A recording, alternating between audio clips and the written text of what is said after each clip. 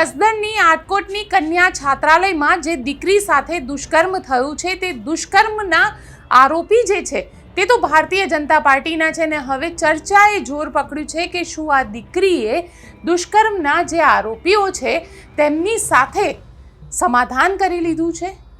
આ તસવીર તમે જોઈ શકો છો, એક તરફ મધુ ટાઢાણી છે જેને અત્યારે પોલીસે પકડેલો છે અને બીજી તરફ છે પરેશ રાદડિયા અત્યારે પોલીસની કસ્ટડીથી બહાર છે, પરંતુ વચ્ચે આનંદ યાજ્ઞિક જે એડવોકેટ છે દીકરીના અને દુષ્કર્મ પીડિતા, કારણ કે ક્યાંક ને ક્યાંક હવે આ જે આખો મામલો છે આ મામલાની અંદર પાટીદાર સમાજ સામે આવે તેવું આનંદ યાજ્ઞિક કહી રહ્યા છે, કારણ કે જે રીતે આખો ઘટનાક્રમ સામે આવ્યો અને આ ઘટનાક્રમની અંદર પોલીસમાં FIR થઈ ગઈ, પરંતુ જે અન્ય આરોપી છે મધુ ટાઢાણી પકડાયો, પરંતુ પરેશ રાદડિયા જે પકડાવો જોઈતો હતો છતાં નથી પકડાયો અને લગભગ 20 દિવસથી વધારેનો સમય વીતી ચૂક્યો છે। પોલીસ શું કરી રહી છે તેના ઉપર જ્યારે સવાલ ઊભા થઈ રહ્યા છે, તેવામાં હવે આ જે દીકરી છે એ દીકરી પોતાના એડવોકેટ આનંદ યાજ્ઞિક સાથે મળીને હવે હાઈકોર્ટના દરવાજા ખખડાવી રહી છે। તેને હાઈકોર્ટની અંદર યાચિકા ફાઇલ કરી દીધી છે। જે અરજી ફાઇલ કરવામાં આવી છે તેની અંદર માંગ કરવામાં આવી છે કે જે આરોપીઓ છે તે આરોપીઓને પકડવામાં નથી આવતા અને સાથે સાથે અહીંયા આગળ પોલીસની વિરુદ્ધ પણ એપ્લિકેશન ફાઇલ કરવામાં આવી છે। હાઈકોર્ટની અંદર કહેવામાં આવ્યું છે, કારણ કે જે રીતે આ આખા મામલાની અંદર જે દીકરીનું નામ છે તે નામ આપવામાં આવ્યું। પોલીસે પહેલાં તો સૌથી પહેલાં અહીંયા આગળ પોલીસનો જે ગુનો છે તે ગુનો અહીંયા એ બને છે કે જે FIR લખવામાં આવી છે તે FIRની અંદર દીકરીનું નામ લખવામાં આવ્યું છે। FIRમાં દીકરીનું નામ તો ચલો લખી લીધું, પરંતુ અહીંયા સવાલ એ ઊભો થઈ રહ્યો છે કે પોલીસે જ્યારે પ્રેસ કોન્ફરન્સ કરી હતી ત્યારે દીકરીનું નામ લીધું હતું અને નામ લઈને મીડિયાની સામે સંબોધન કર્યું હતું। તેને લઈને હવે આનંદ યાજ્ઞિક જે એડવોકેટ છે તેઓ આક્રોશિત થયા છે અને તેમને ગુજરાત હાઈકોર્ટના દરવાજા ખખડાવ્યા છે। એ દરવાજા એટલે ખખડાવ્યા છે કે પોલીસની વિરુદ્ધમાં કામ કરવામાં આવે, કે પોલીસની વિરુદ્ધ જે અધિકારીઓ છે તે અધિકારીઓની વિરુદ્ધમાં કાર્યવાહી કરવામાં આવે, કારણ કે ક્યાંય પણ રેપ પીડિતાનું નામ લેવું સંભવ નથી। એ સુપ્રીમ કોર્ટની ગાઈડલાઈન છે અને આ આખા મામલે એડવોકેટ આનંદ યાજ્ઞિકે જે દીકરી છે તે દીકરીને અભયાનું નામ આપ્યું છે અને એ અભયાને ન્યાય અપાવવા માટે થઈ અને હવે આનંદ યાજ્ઞિક જે છે એમને ગુજરાત હાઈકોર્ટના દરવાજા ખખડાવ્યા છે। સાથે સાથે ગુજરાત હાઈકોર્ટના દરવાજા ખખડાવવા પાછળનું એક કારણ એ પણ છે કે જે સમાજનું સંમેલન એ જ કન્યા છાત્રાલયમાં ભરાયું હતું અને ત્યાં આગળ જે નિર્ણય લેવામાં આવ્યા અને સતત એવું કહેવામાં આવ્યું કે દીકરીએ સમાધાન કરી લીધું, દીકરીએ ક્યાંક ને ક્યાંક પૈસા લઈને બધું મેનેજ કરી લીધું, આવી વાતો પણ પાટીદાર સમાજની અંદર ફેલાવવામાં આવી રહી છે। તો એ દીકરી સાથે એડવોકેટ આનંદ યાજ્ઞિક હવે મીડિયાની સામે આવ્યા છે અને એડવોકેટ આનંદ યાજ્ઞિકે આ પૈસા લઈને સમાધાન કરવાની વાત ઉપર શું કહ્યું તે પહેલા સાંભળીએ। નમસ્તે। રાજકોટ જિલ્લો, જસદણ તાલુકો, આટકોટ ગામ, કન્યા શાળા અને દીકરીઓનું શોષણ। છેલ્લા 3 અઠવાડિયાથી આ દૂષણની સામે આપણે સૌ લડી રહ્યા છીએ।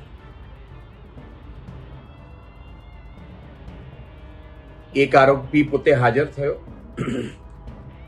એક અર્જણભાઈ કરીને જે ટ્રસ્ટી હતા એ હાજર હતા, તોય પોલીસે તેમને પકડ્યા નહીં। રાદડિયા કરીને જે આરોપી છે એને પોલીસ પકડવામાં નિષ્ફળ ગઈ છે।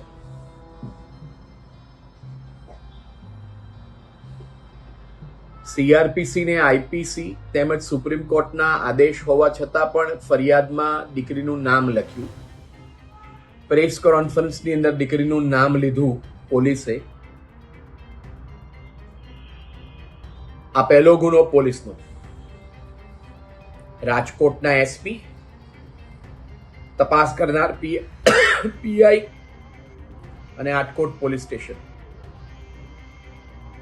આ દીકરીનું નામ તમે FIRમાં જાહેર કરી અને પછી પ્રેસ કોન્ફરન્સમાં પેલા DYSP ને બધા જે બોલ્યા તે તમે અન્ય 5 દીકરીઓને આગળ આવી બહાર આવી અન્ય વ્યક્તિઓ સામે ફરિયાદ કરતા રોક્યા. પોલીસના આ કૃત્યને કારણે આ એક વ્યક્તિ પૂરતું નહીં, અનેક દીકરીઓ સાથે સંકળાયેલું દૂષણ છે તેને તમે બહાર લાવવામાં આ પોલીસ નિષ્ફળ ગઈ. તેને માટે આ દીકરીને ધાપ ધમકીઓ મળે છે નિયમિતપણે, એના પ્રોટેક્શનને માટે. અને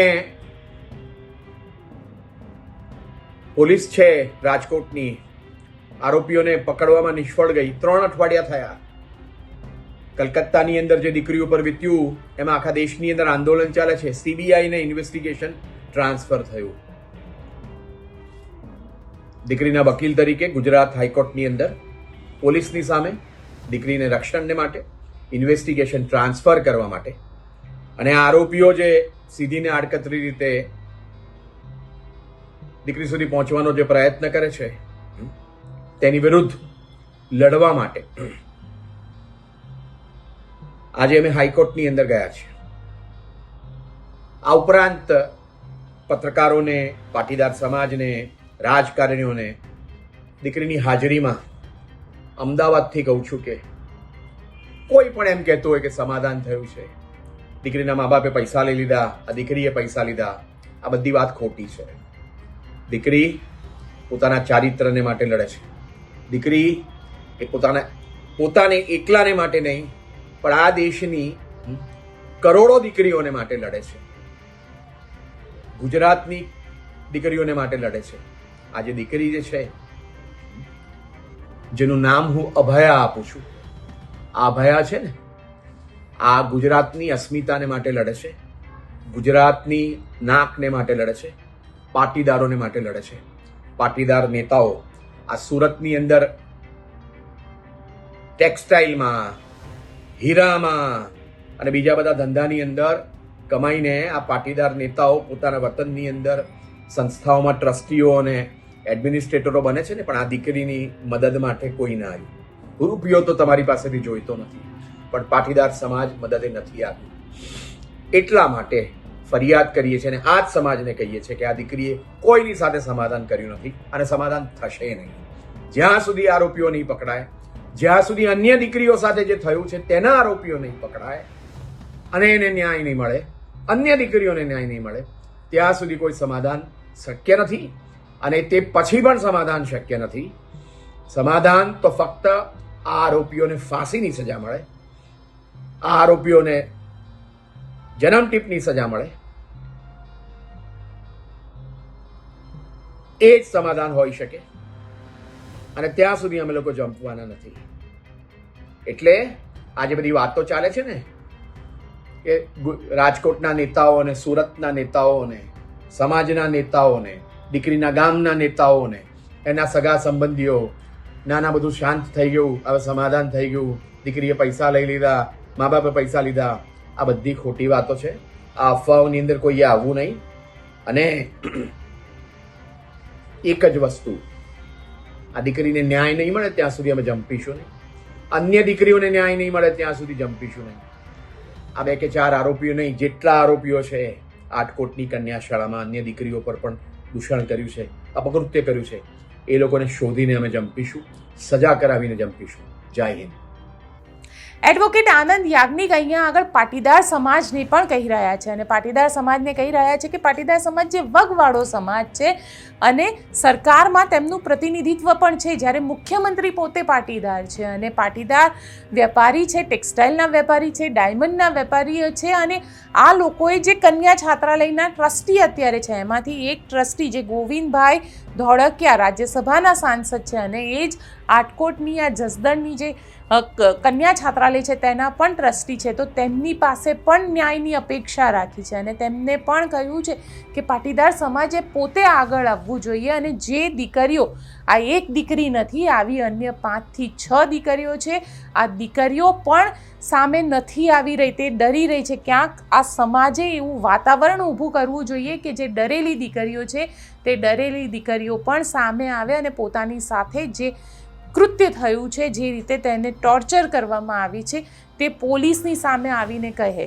અહીંયા જોવાનું પણ રહેશે કે પાટીદાર સમાજના એ લોકો જે વગ ધરાવે છે અને પાટીદાર સમાજમાં ક્યાંક ને ક્યાંક તેઓ સરકારમાં પણ પ્રતિનિધિત્વ કરે છે, વેપારમાં પણ પોતાનું સારું એવું નામ કાઢ્યું છે, એ લોકો આ પાટીદારની જે દીકરીઓ જે આમાં પોતે વિક્ટિમ બની છે, જે આનો શિકાર બની છે, તેવી દીકરીઓને શું એવું વાતાવરણ આપી શકે છે કે કોઈ પણ હોય, એ ભાજપના કોઈ મોટા ગજના નેતા હોય આરોપી કે પછી અન્ય લોકો હોય, તે લોકોના નામ સાથે FIR રજિસ્ટર કરાવે?